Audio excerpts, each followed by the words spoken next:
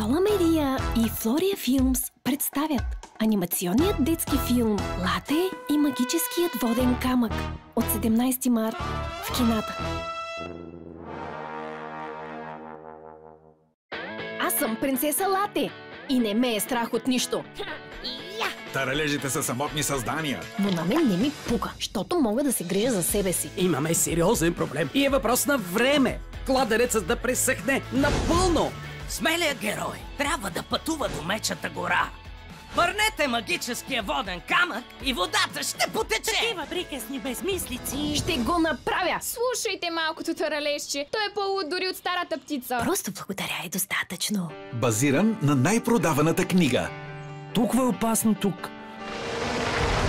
Навсякъде има диви животни. Кое му е опасното? Тук няма никакви...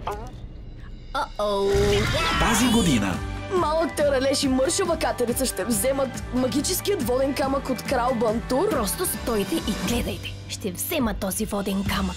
станете част от едно неразделно приятелство. Внимавай! В едно невероятно приключение. Трябва да останете заедно. Стой далеч от моя приятел! Първо трябва да се биеш с мен. Липсва ми семейството ми. Спокойно, ще успеем. Камъкът е мой! Добре, сега съм супер впечатлена. Ти си най-добрия. Лате и магическият воден камък. Добри ли сме или сме добри? Очаквайте скоро. Разпространява Александра Филмс.